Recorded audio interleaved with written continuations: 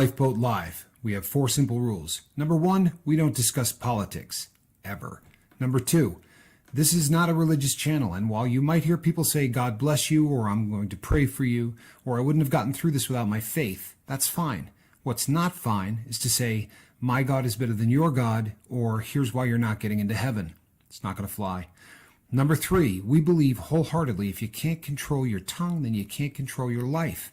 So while on board, there's not going to be any cursing in the live chat, period. And number 4, there is no room for mean people on the lifeboat. Because we discuss very sensitive things from people's past in our group setting, we got to protect those people. The only way they feel confident and comfortable discussing those things is in an environment that is free of trolls and mean people. So if you're a mean person or you're a troll, we're going to block you for life. And if your account happens to be less than 24 hours old, we're probably a little suspicious right from the word go. Why?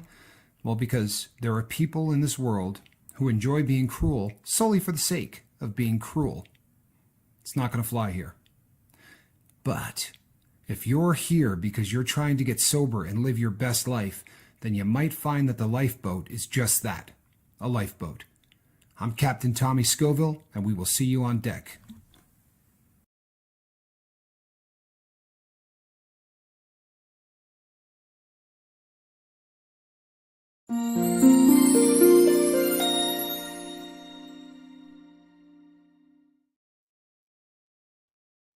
Hey, good evening, everybody. It's Friday night here on the Lifeboat.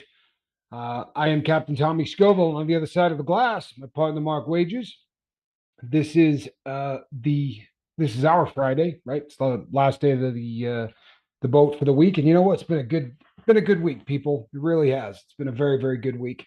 I want to thank everybody that's been reaching out to us, and to all of you that have been giving us suggestions for show topics and just weighing in. I had great phone calls yesterday. And for those who remember, Aaron that's his second time calling in. He called in during the show we did about free fentanyl. And it's nice to have some people, having returning calls and people who like to weigh in on the subject matter is a pretty cool concept for us.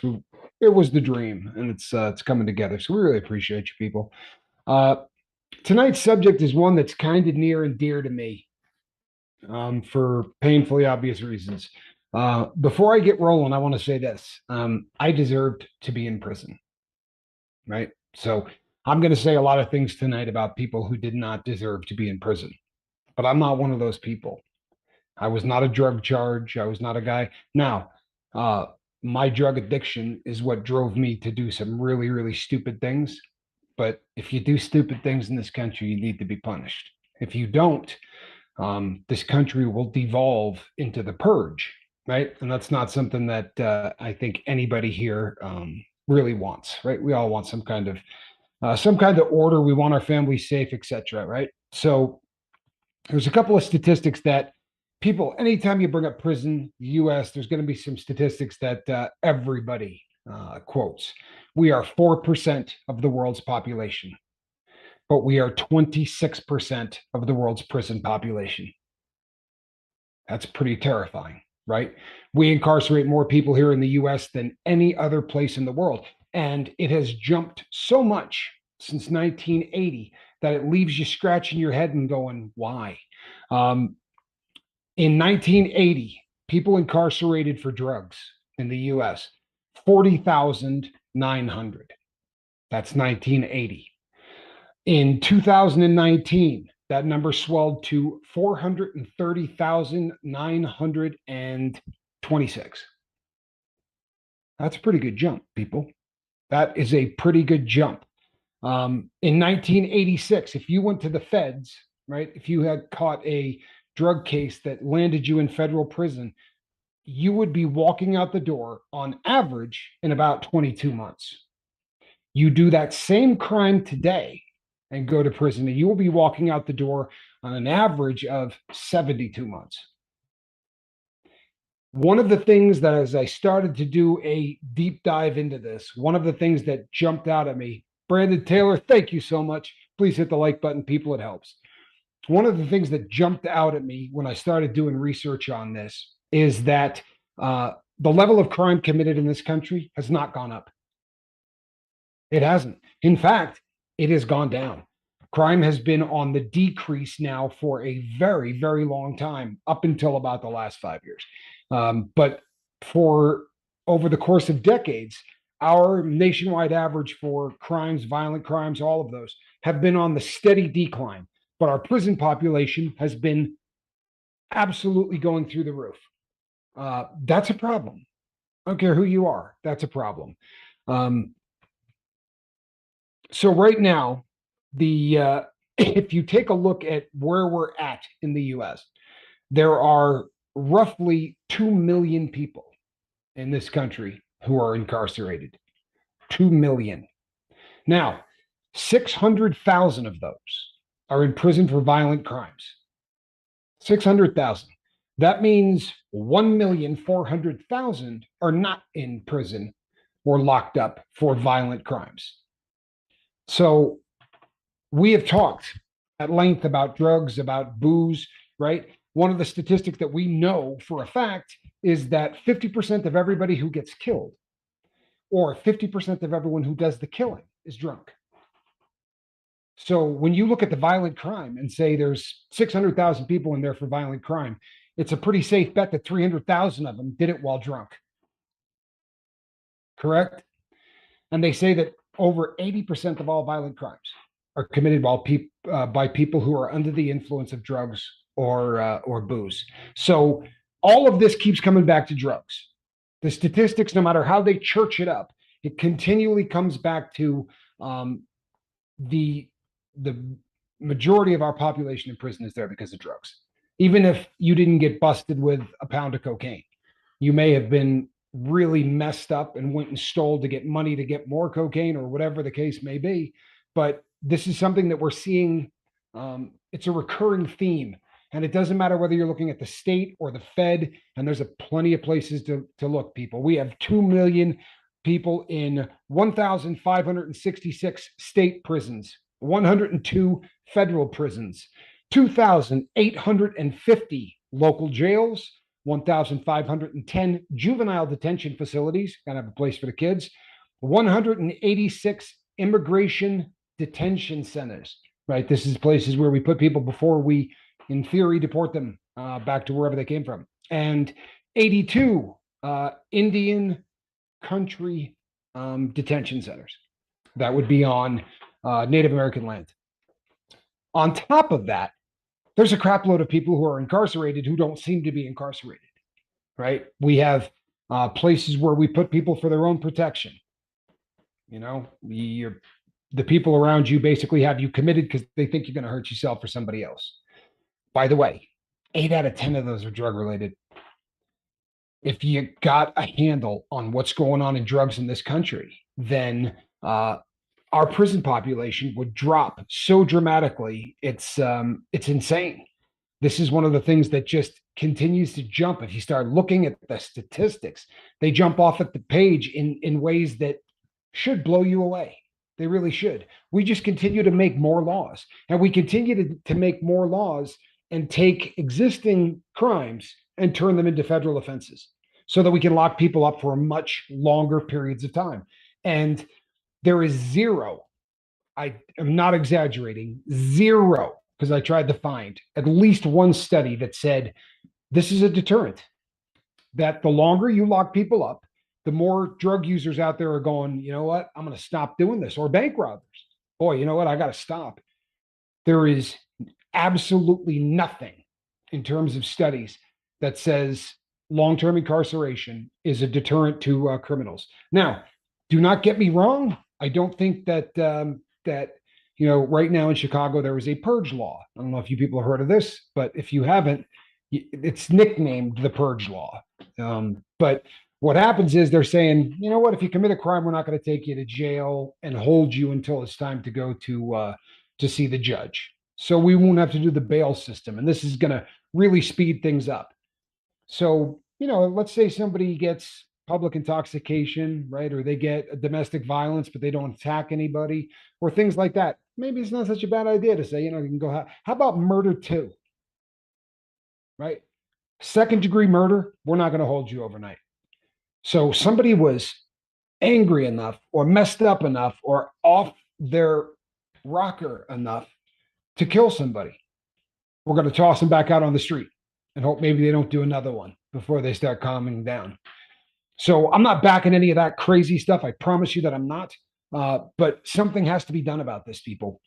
One of the things that I find distressing is that there is no longer anyone out there in academia. Okay. There's no longer anybody out there in the medical community that argues this is a medical condition, a testable, verifiable medical condition.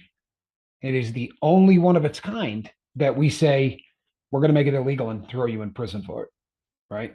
Imagine if they said, any of you people who are depressed, if we find out you're taking antidepressants, if you're taking SSRIs, if you're taking anything, right, Prozac, any of these things, we're going to lock you up and you're going to be looking at very, very long time. It's bizarre, right? Like the rest of the planet would go, you're going to lock somebody up for being depressed. How far off is it for locking somebody up for being a drug addict? The statistics, when you start doing a deep dive, they're not locking up the Tony Montañas of the world. They're not catching huge drug lords. In fact, whenever they do, it is such a huge story that we talk about it for decades. If I said name the top 10 huge drug lords that we have busted in this country, you wouldn't be able to come up with more than two, right? You, everybody could probably say El Chapo, right? Well, we know we got him. Manuel Noriega, right? He was selling a lot of cocaine. We don't catch any of those people. No, what we catch is people who are selling just enough blows so they can do theirs for free because they're damn addicted to it. Or somebody that's grabbing a little extra meth so that they can get theirs for free. So they buy it, in a larger quantity and they hook up 6 of their friends who are doing dope anyway. Of course, you're a drug dealer when they show up.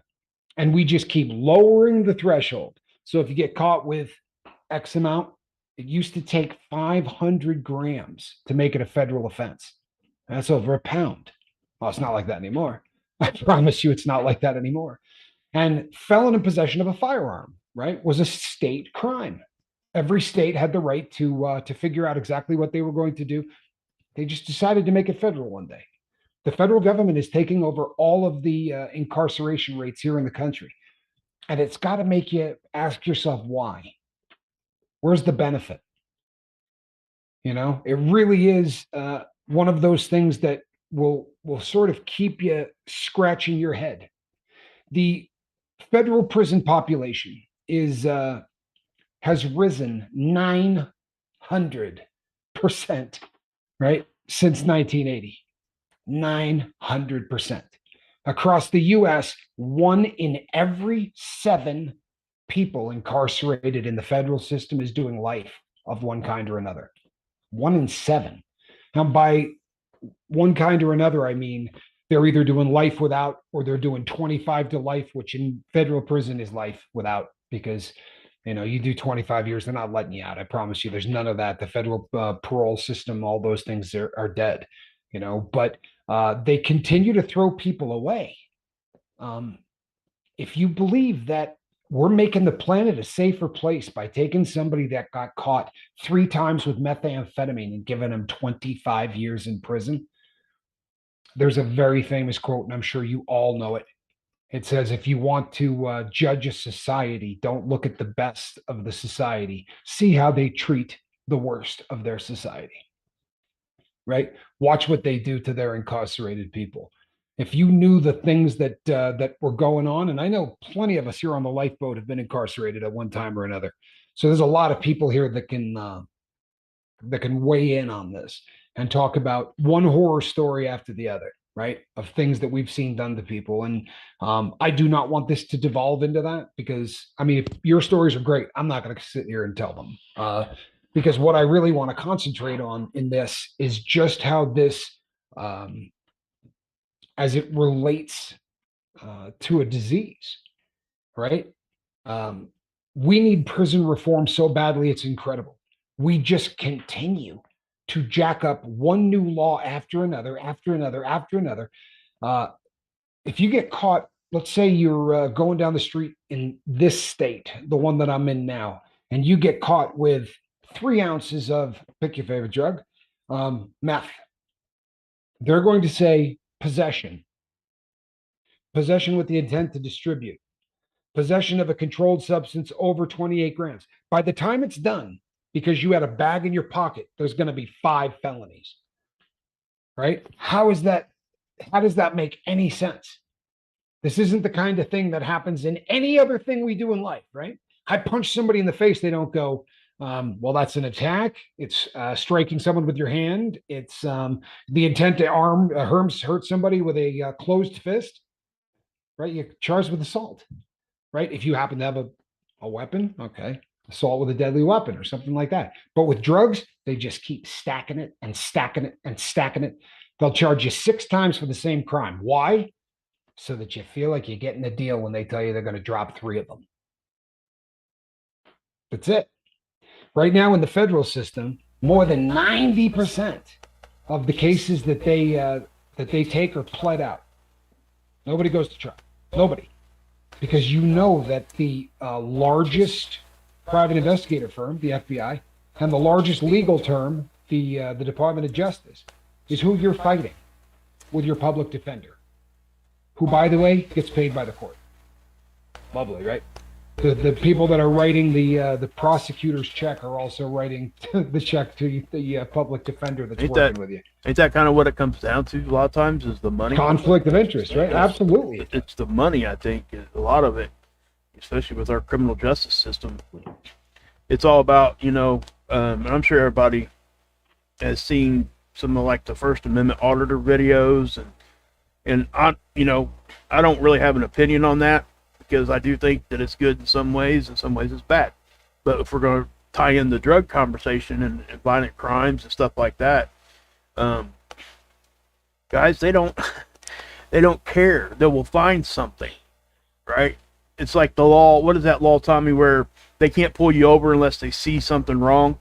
They're going to get probable cause. Yeah, they're going to get behind you and find you didn't turn your turn signal on or something. You have a license plate light out. That's their favorite in this state. Yeah. You have a license plate light. One of 2. So and it's just we can read your license plate, but yeah, it's truthfully, and the crazy thing is this, people, those laws weren't written because it's so dangerous to have one license plate light out. Those laws were written for this purpose, so that they have the opportunity to pull you over and yank you out of the car, search it, and if you were to turn on any of the shows which were so popular up until the cancel culture, where they had all of these cops driving around live. Every single time they live PD, thank you. Yep. When they pull over a car and you're sitting and watching in your house, don't you always go, guaranteed there's dope in the car? Guaranteed there's dope in the car, right? It's just, it happens so often that the police just get this mindset of, well, of course there's going to be dope in there. Right? I pull over people, and 8 out of 10 times there's something in there. So I'm going to find a way to get in this guy's car. And I'm hoping that it's a large enough bag of dope so that I can charge him with 6 felonies. And, then he'll plead to 3 of them. People, it's a frightening system. And it's one that is stealing from us one of the most valuable resources that we have, right? Humans. And if you look at mass incarceration, what age groups do you think get incarcerated the most? Think it's old people? Because it's not. Oddly enough, I'm going to spit out a number that's going to sound very familiar to you. But the vast majority of the people being incarcerated are 18 to 48. Yep, exactly. Okay. Does that make you go, huh? It's so true. It's laughable, right? I mean, yeah, it's like crazy stuff. And it really is. And like Tommy said, it's like this. And if you were drinking, say you were drinking, and you go out to your car and you just sit in your car on the side of the street, and somebody else decides they want to be stupid and wreck into your car, and you're just sitting there, guess whose fault it is? That's right. It's your fault. Just because you were sitting there. You. Yeah. Yeah, even if they rear end you. If you've been drinking, it's your fault. Yeah. Bottom line. And it's with the whole addiction thing. It's the same thing. They look at it all the same. And it needs change. Something has to change. I don't have an answer. The sad thing is that they have made people with a real no lie medical condition, right? This is a medical condition. Now, if you've never done dope, you're not going to fall victim to the medical condition. However, what percentage of people walking the planet do you think experiment with drugs? Right? Because it's staggering. Yeah. Right? If you got a dozen people in the room, there might be one of them that didn't experiment at some time in their life with drugs. But for that person who has the genetic time bomb, for that person who has a brain that is different and a reward center that just can't wait to get off the tracks and absolutely destroy you, that's the difference.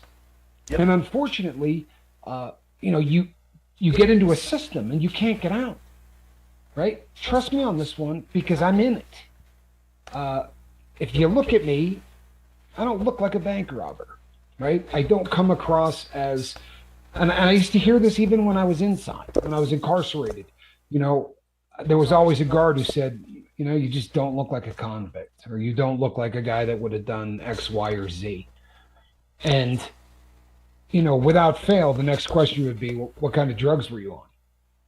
Right? Yeah. But once you get into the system, then you don't ever really get any kind of freedom, right? I'm a perfect example. So I have more than 2 felonies. So when I get out of prison, I have to go register as a convicted felon with the closest police station to my house. I have to tell them the name, of the street that I'm on and where I live. And if I'm going to be spending the night, more than 2 nights, anywhere, I have to let them know. Sound fair? Wow. Debt to society paid, right? No. There's no such thing as debt to society paid. It's just, it does not work that way. There are a ton of things I am precluded from doing for the rest of my life. There are jobs that I cannot have. There are, and you know what? I'm really not bad-mouthing that as much as I sound like I am. I earned this. Once again, I'm not complaining about me, but if you're a felon because you were just doing drugs, you can't be this, you can't be that, you can't live here, you can't do this. Don't they take your right to vote until you get your rights back? Absolutely. Until you get them restored, you do not have the right to cast a ballot. Can't own a gun ever again, unless you get your rights back. But yeah, which is a process that literally requires a presidential pardon, right, or Yeah. a lot of money. Those are the 2 ways usually that you can get that back, and the common denominator does end up being money at all times. Yep. You can, if I said, can you think of any really famous people that got busted with dope that we didn't see go to prison, right? People could go, oh yeah, I can think of 10, right? Johnny Depp, Amber Heard. Johnny Depp, right? Amber Heard. Just keep going, right? You can do it forever. What's the difference? Yeah. What's the difference? The difference is that no problem at all writing a retainer check of $60,000, right? And if you understand the way the legal system works, the prosecuting attorney and the defense attorney have lunch together. Right? They're not enemies. They might pretend to be enemies when they're sitting in court, but they go have lunch together. And there are conversations that I've been privy to. I was married to an attorney. There are conversations you hear that would blow your mind. Oh, come on. You know what? Don't throw this guy, to the wolves. Yeah. Well, we might be able to give him 7 years. All right, well, listen, if you do this, then I owe you 1. Right. What? Yeah. What? Yep. So the prosecutor's going to call in that favor on what? Me? Right? The next guy up? Yeah. And let's be really honest. This is not a colorblind system. No, it's right? not at all. You're 4 times more likely to wind up on death row if you're black. That's just a fact. I mean, it's there. And I know people want to argue that sometimes, but guys, it's not. It's a fact. And whether there is no way to argue that. 4 times more likely to end up on death row. Now, you can argue socioeconomic things that put the people there or whatever. You can have that argument till the end of time. Yep. And where people weigh in on that, that's as personal as any other political view that people want to take. Nonetheless, you're 4 times more likely to end up on death row if you're black. If you look at the number of people in that community who are incarcerated, and then we say, the real problem, the reason that these people end up going to jail is why? What's the biggest problem? Well, none of them have any male role models in their life. They don't have any. Of course they don't, because you incarcerated all of them. Right. Right? I mean, honestly, this is a self-perpetuating thing that just continues to happen. If you went to prison, the odds of your son going to prison are about 5 times greater than someone who dad didn't go. This is one of those things that get handed down. People say, what, crime is what? It's inherited? No. But if you're not there to instill the values that you need to in your son, if you're not there to teach your son what it is to be a man, what it is to do this and that and respect women and never put hands on a lady and all of these different things, right, then he's more likely to end up in prison. And the common denominator, people, I don't care how many ways you look at this, I don't care what, when I debate this, when I talk to people, they'll start screaming, private prisons are the problem, right? The big problem is private prisons. And I'll tell you something, I would like to take that argument and run with it. Because I don't like the idea of private prisons. I don't like the idea of corporations profiting off of people being put in prison. The problem is less than 7% of this prison population is in private prisons. So they're not huge numbers. And I was led to believe that they were going to be huge numbers, right? I was fired up to come here and talk about that. Damn private prisons and those lowlives and, publicly traded this and that. It's 7%. Yeah. It's not a lot. It really is not a lot. And I think, as opposed to looking at that, look at just all of the different companies that have to supply the prison system, right?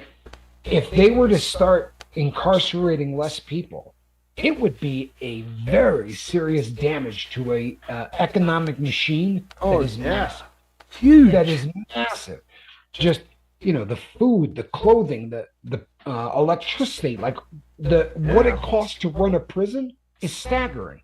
They throw out numbers, and I know that they're BS because I used to actually keep books in a prison in Indiana as an inmate. I kept books in there, so I know that. But they said that $38,000 a year is what it cost to incarcerate a federal inmate. Now, the problem with that is they don't take into account the fact that it costs $100 million to build the compound that you're in, right? With all of the guard towers and all of the razor wire and sensors and all of the crap that built, that doesn't go into the equation. What they're talking about is how much food it costs and what it costs to pay the babysitters that watch you. That's where they come up with that number. I promise you, it's a whole lot more money than that. And it makes you start wondering, if you were to just give me one of these kids, right? And he's out there doing dope. He's shooting heroin, whatever, and he's 19 years old. And you say, Tommy, here's $38,000 for 1 year. See what you can do with this kid. I would bet you my life that I could do more for that kid in 1 year than that prison system will do. Because the prison system is going to teach him how to really be a criminal. They're going to teach him how to really be a criminal. And the craziest part, go ahead, Mark. I've heard a lot of people say, they'll make this statement, I wasn't a criminal until I went to jail and got out. Yeah. I mean, and and what that means is that, they really may not have done something all that horrific or whatever and ended up serving, I don't know, 30, 60 days. But while you're in there, and this is probably not even a state penitentiary, it's most likely like a local jail for little county jail. Sure. Yeah, for little stuff like that. But you're still around those people that have lived that life, and you're going to watch them, and they're going to tell you, they're going to grab you, and they're going to be like, "Hey, come with me. I'll show you how to do this." And then you're walking out with a new skill set. And if you have an addiction, oh wow! I wish I had $1 for every time I walked by somebody in the day room, sitting down and holding court, teaching 2 or 3 guys how to cook meth. Like, I'm dead Wow. serious. That's You went into the library in any federal prison, and I was there for a pretty decent amount of time. And every library I ever went to, and I tried to hang out in the libraries, right? I spent a lot of time in there. There was always, and I do mean always, somebody there teaching people how to cook meth, or somebody, it was always related to drugs. I remember hearing a guy say there's a kind of floor stripper, and he was telling everybody the name of the floor stripper, and then the recipe to take that floor stripper, which you could still buy online, and three other ingredients that I won't mention, and create gamma hydroxybutyrate, right? GHB. yep. These really are. It is the university of crime. You get there, and someone says, "What are you in here for?" I robbed some banks. Oh, really? How'd you do it? Well, what do you mean? Were you using a gun? Were you going after the vault? Did you use a letter, or what did you do? You're an idiot. Directly behind the counter is something that's called the manager's vault. That's what you want to go for. Forget that thing in the back, right? All you got to do, I'm not kidding you, people. This is exactly what happened to every single time I told somebody that I was in there for bank robbery. They were telling me a better way to rob banks. And you could sit and listen to people talk about the crimes that they were going to commit when they walked out. Nobody was getting rehab. Yeah. 19% of the federal system will end up going through some kind of a rehabilitation program while they're in there. 19%. 80% needs it. All right, that's a good number. Yep. That's a great number, right? Yeah. This is the situation that we find ourselves in. And I'll tell you something. I am not begrudging my sentence. Okay? I see comments, and I don't want anyone thinking that I'm complaining. I got exactly what I deserved. In fact, I think I probably deserved worse. I think I probably dodged a few bullets along the way that could have gotten me much longer sentences. But I'm not the guy I'm talking about, right? I mean, I committed the crimes that I did for heroin. Bottom line, I wasn't doing it to get rich, but I would look at somebody that just got incarcerated for having 8 or 9 bags on them, and I would think to myself, there wasn't a day in my entire 30-year history that I didn't have 15 bags on me at one time or another every single day. Yeah. And to see a guy's life thrown away for that, you want to throw away a guy's life for robbing banks? You know what? When you grab the door of the bank and you yank it open the first time, you're not, there's no illusion about what's going to happen to you if you get caught, right? But if you're just so desperate, you're sick, and you need that drug, what we do to people on drugs, there's something really wrong with that, people. There's something really wrong with that. Tommy Bird says, "Yep, I met a guy in there. I learned the meth trade and was going to flood Mingo County when he got out. Guess what? It's been 3 years and Mingo County is now flooded with meth, just like he said." Yeah, well, I am not at all surprised. Hey guys, cruel world. Adults make choices. No question. Yep. No question, Greenie. For sure. Adults do make choices. One of the problems is it's verifiable these days that some of the choices can't be yours anymore, right? Addiction is now been proven to be a medical condition. You can hook somebody up to a PET scan and watch exactly what's going on in their brain, and I don't mean while they're high. I mean the difference between scan A and scan B. And if you said to all the class, what's the difference between the two of these? All of the doctors would go, well, B is a drug addict because it's that repeatable. Yep. They know what it is. So did they make the choice? Yeah, you bet. They made a choice to get high, like so many other people did. And then what happened is they found themselves a slave, like so many other people, to a substance that they just couldn't quit. And I just don't think it's very humane to lock them up and throw away the key because they were getting high. Yeah, and listen, guys, I know I've been saying this more so than I had in the past, and it's because I'm really just starting to understand it more myself. Is we have to quit focusing on who's to blame. We got to focus on fixing the problem. And Good point. I mean, if we're gonna sit here and just start pointing, hey, he was over there, he smoked 2 joints, just throw him in jail. You know, they're all like, I guess THC would be a very good example to use here because it's something that most likely is not going to harm you most of the time. You know, and if anything that's an addiction is a problem, you know, I'm not saying that. What I'm saying is that most likely it's not an issue that would cause you to be out there doing really, really bad things. Yeah. Of all of them, you're not likely to be robbing a bank for Right. the purpose of yeah. So, you know, why not just try to bring people like that in and be like, hey, you know, let's try to fix it. What's your ideas? Start asking the people. It's kind of like I don't know, like a double spy. You know, when you would have a prisoner of war or something, you go in there and you ask them, how would you fix this problem? Right. You know, who's the best people to understand the life more than what we are? We understand what's going on with this stuff. Why you know, they don't ask us because why? The key, because we're throwaways. Yep. Right. It's just like I was saying, people, I can throw on a suit, right? I can get up in front of a room full of people and I can do a fairly eloquent presentation, right? I could pretend that I'm pretty eloquent, and if I'm really trying to put it on, I can do that. But it's just a matter of time before somebody runs me and says felon. And look, I earned mine. I'm not crying about it, but I can't see what they're doing to people who just get high. And what doesn't make sense is there are a bazillion studies to say that the vast majority of crimes committed by people are committed in their 20s, right? Most outgrow it by their mid 20s.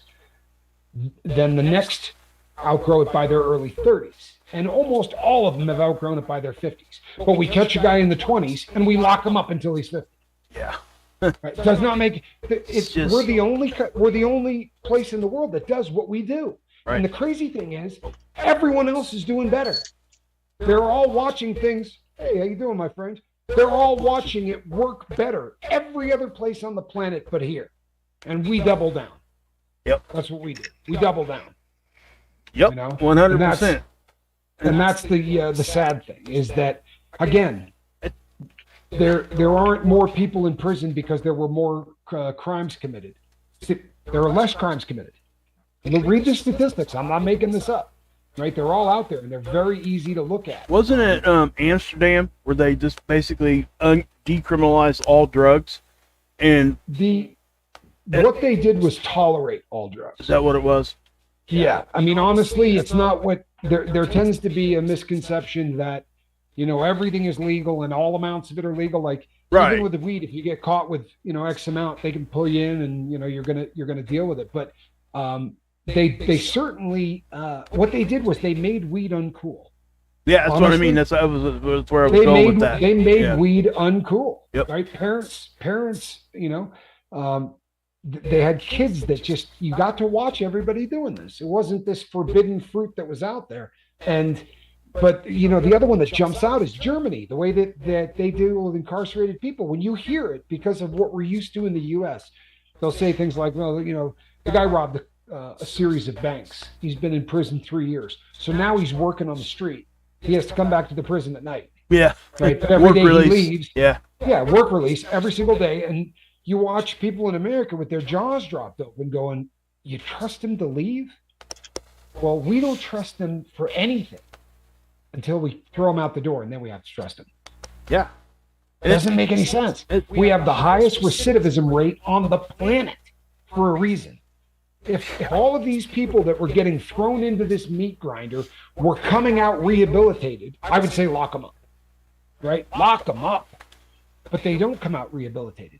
They come out worse than they walked in, more often than not. And that's kind of sad. It really is, and I think it really does boil down to how all of us have been programmed to a certain level, and it's up to us to break out of that programming and make a change. And like we're talking about the Amsterdam thing, you know, if you go look at their drug rate now, it is lower. It's lower. I'm talking about people that use, not people getting arrested and doing bad crimes and stuff, that because of how they tolerate it, people now, like Tommy said, they took the cool factor out of it. They took the, like, I don't know, maybe like the curiosity is kind of gone now a little bit. All these things, plus what they've done, they initiated programs to put all this other stuff out here to educate people. Not just saying, hey, we're decriminalize it and we're walking away from it. Right. You know, it's a very cool concept. There are other countries that do this too. They catch somebody with an ounce and they say, it's decriminalized up to an ounce. They catch them with an ounce and they pull them into a counseling session and go, what the hell are you doing? We understand if you want to get high from time to time. That's a lot of this drug. Why do you have this much on you?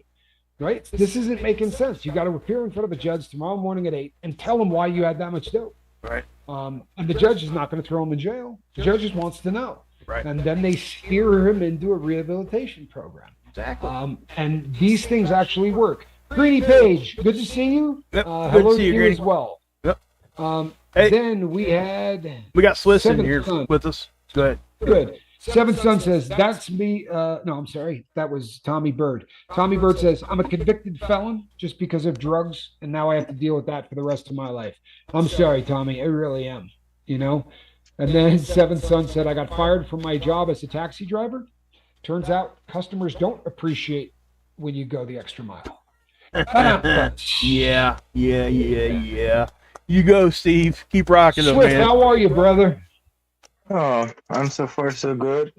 Good. Have a bit of insomnia, but what's your opinion on this, Swiss? I mean, you're in a different country. I mean, decriminalizing is actually the best way. You see it in the Netherlands, in Amsterdam. They just tolerate that you can smoke, but as Tommy said, if you have too much on you, they bust you, right? Here in Switzerland, it's the same. Like, if they catch you and you have more than 5 grams, you're busted. If it's below that, well, it's for your own use, so you're good. Right. My opinion on that is, if they would legalize certain things, then it would be better. Like, for example, cannabis, we use it as a medication. On the other side, you have also misuse, right? So people could get a license and, be able to get more or whatever. So that's basically what they're discussing now.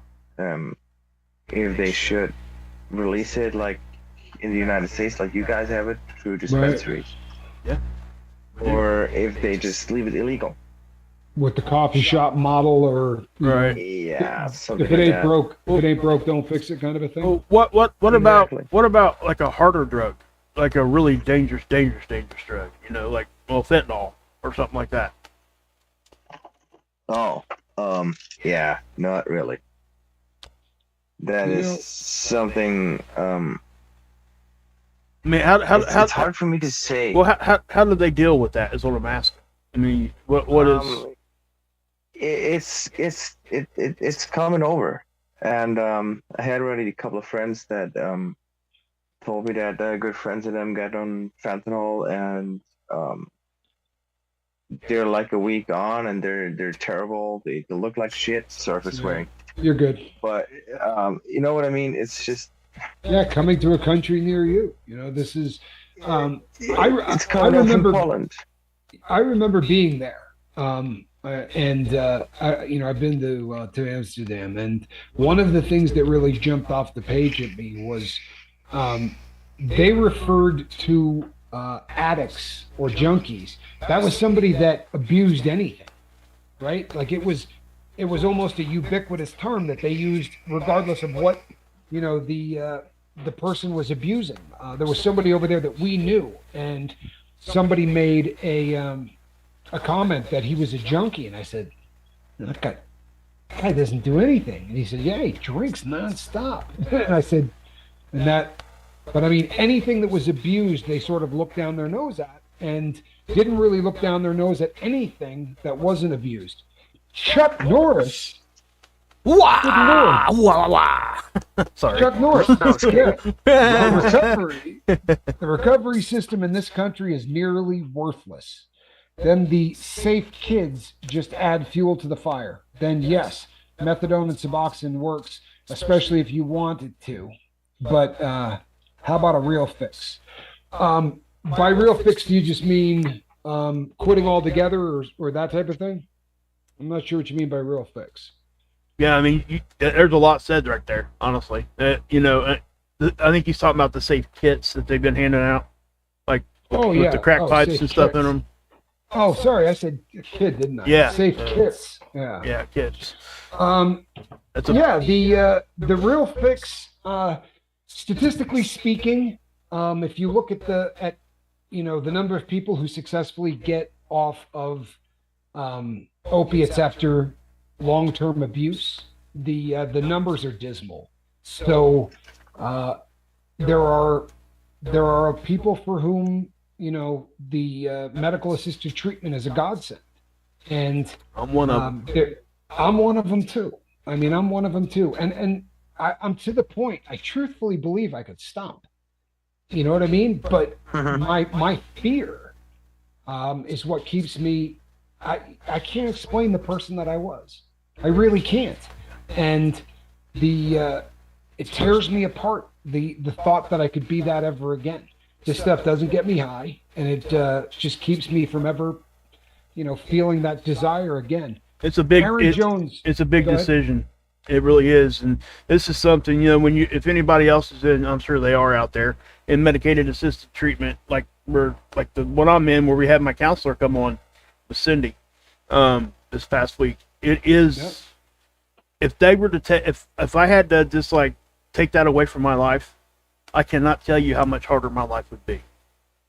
No question. And I'm being real there, guys. That's not anything, and it's that's a mental aspect of it, but there is, like Tommy said, it gives you a sense of security being on the medicated assisted treatment that if you run into a situation where you're getting triggered, this may stop you from doing that. It's going to keep your mind clear. And let me say this too, because this is something I haven't said in probably quite some time.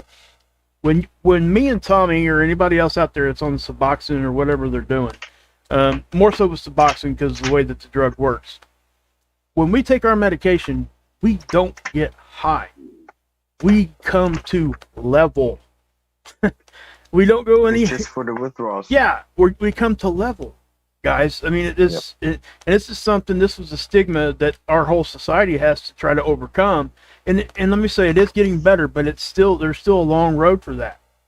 In the treatment place I went to, there were some car accidents that happened out there, right? Around that area, and immediately the whole community went, bam, let's get that community center out of here. Let's get this treatment center. Let's just get it out of here. All these people they're coming out here high and all this and all that. And then, you're like, no, I'm not.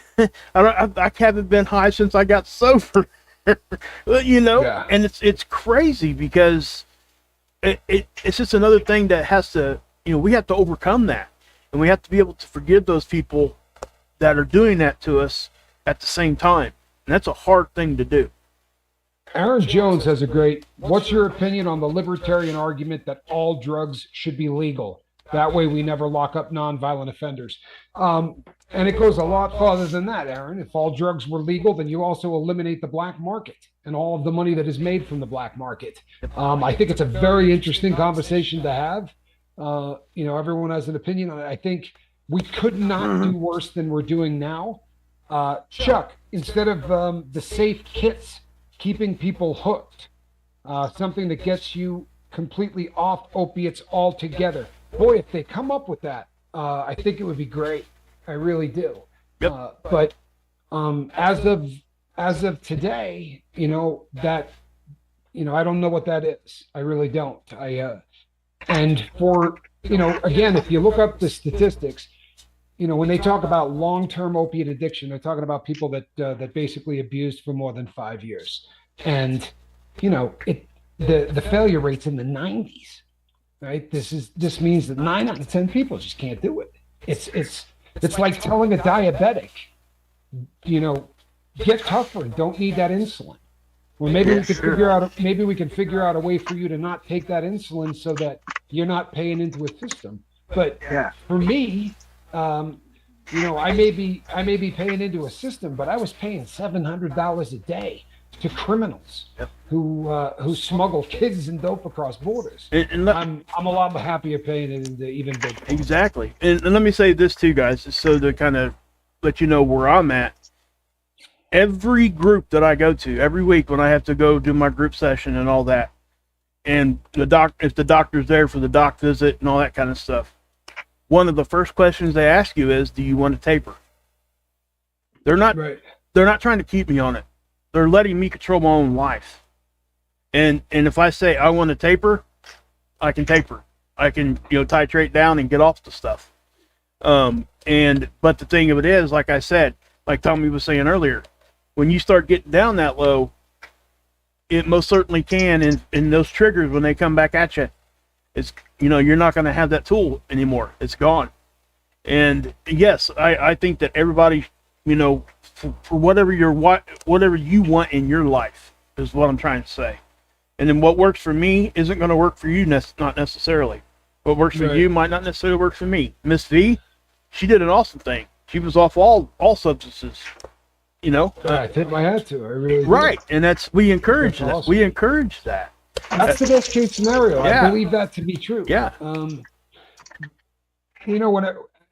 This is something that comes up a lot because there are medical assisted treatment is something that polarizes people in such a way that their opinions run pretty good on both sides of it. Here's the easiest way that I can sum it up. I literally spent years of my life praying every day for just one day that I didn't want heroin in my life. Yep. And it came in a little orange strip that I put under my tongue. So I'm cool with that. And I'm not advocating it to everybody else, but I found a solution that enables me to be a human being, and I was not one for a long, long time. Aaron Jones says the black markets, though, are already established. When the U.S. made alcohol illegal, it started organized crime in this country. And also NASCAR. That's absolutely That's right. right. Red Runner. Yep. That's right. Yeah. Yep. So how could we fix the issue with black markets? Well, here's what happens, Aaron, in my opinion. If you make the drug legal, right, all of these people that are benefiting off of the prohibition of it are no longer going to be able to benefit. Sure, they've made their killing. It's like right now you don't see a lot of bootleggers running vodka, right? Because you can buy it in every single store, right? So organized crime, it didn't go away, but bootlegging sure did. And people who are smuggling liquor and speakeasies and all of those things, there was a certain segment that definitely got sort of wiped out. And if you were to make all drugs legal, and what would happen is large corporations would come in and begin to grow stuff, and it would just be a matter of time before, it would be very much like alcohol, in my opinion. And I do think that like the whole conversation tonight, it really is an individualized situation.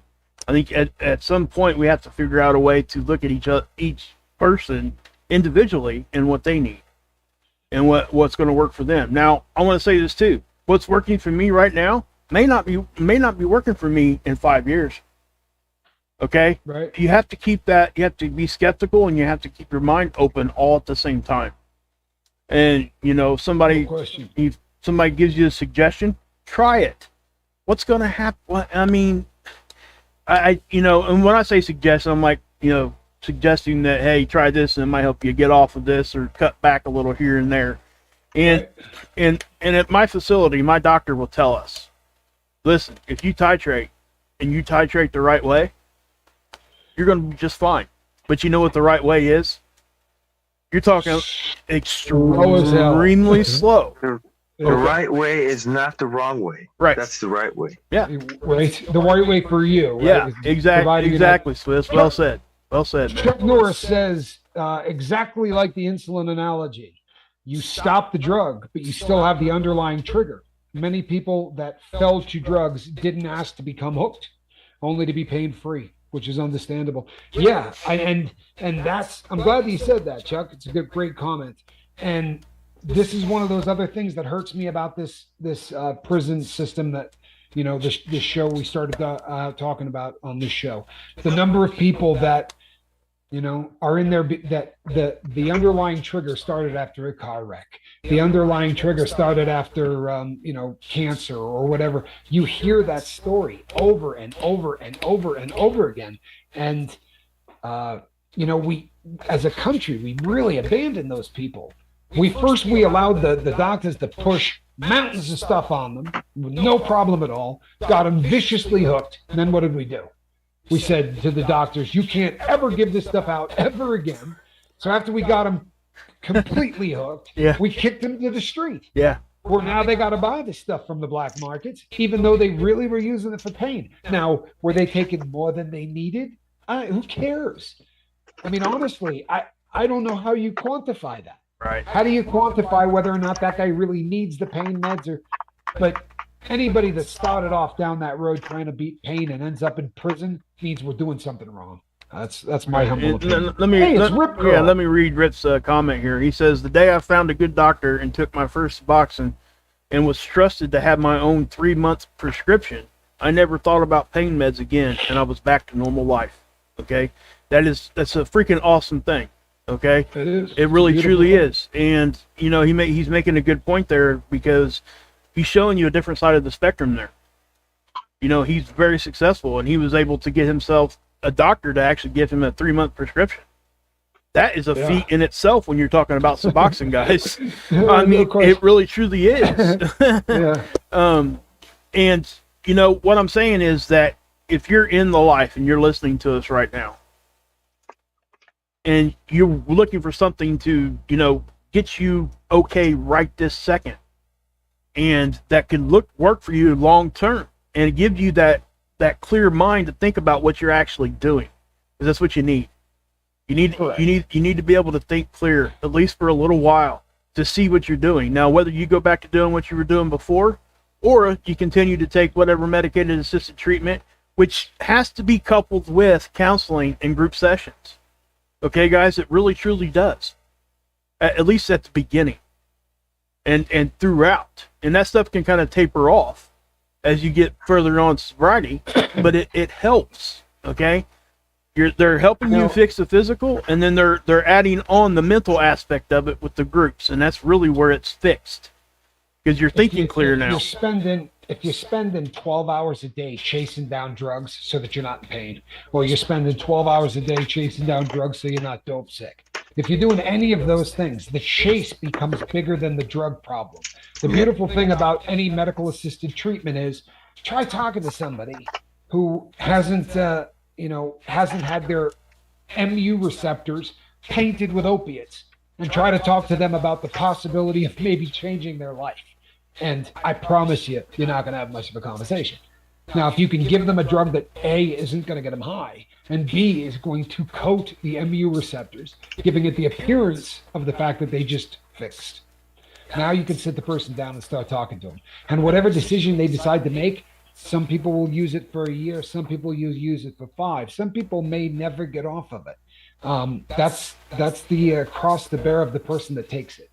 But when people say, you're trading one drug for another, damn right I did. Yep. And I traded heroin for one that will never kill me. Right? I can't overdose on this, and I don't have to go buy it from guys who carry weapons, which is really a benefit. Going to a pharmacy to get this as opposed to meeting a guy at 11 o'clock at night in the parking lot. And hey, Bubba. What's up, Bubba? Good to see you, my brother. There's a level of accountability there too, guys. When you're getting stuff from a pharmacy, there's some accountability there. You're in a system, so they're gonna know, and it's just what it is. But we are at the top, Tommy. I'm not sure if you see that. Hey, Swish, you're awesome, buddy. Swiss, I'd like you to call back in. Yeah. I'd like to I would like to do a show early next week about. I would like to maybe have 3 or 4 different people from some of our ports around the world, so that we can have people weigh in on the differences between how badly we're messing it up here and how other people are doing it better in other places. So don't if you're open to mess that, up. I'm open. No problem. Yeah, excellent. For sure, man. Awesome. Our incarceration system is not doing much of a good job here. We're really we're just we'll talk about it next week. Yep. But I would love that. Thank you, Swiss. I really appreciate you. We- And Tommy, give we you, we could probably even give set you up. a hug and kiss. We could probably even How set about, up. Go ahead, man. should I stay in? And or No, we're gonna end right here. oh, okay. I just want to say something to Tommy, but it's okay. Oh no. Hey, you know what? Oh Hey, yeah, yeah, then stay on. yeah. Stay on for a second until we end the show. That's what you're saying, right after. All right. Yeah. Just hang out right here, and we'll. No problem. You good with that? All right.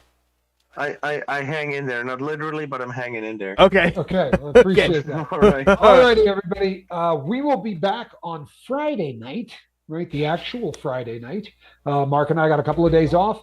I didn't say hello to Megan. Megan, thank you for stopping by. People, we will be back between now and then. Reach out and try to save somebody, right? Please, it's the right thing to do. I am Captain Tommy Scoville, and on the other side of the glass, Mark Wages. I'm the Swiss Paper, and And the Swiss paper. a cat in a basket. Good night, everybody. We love you.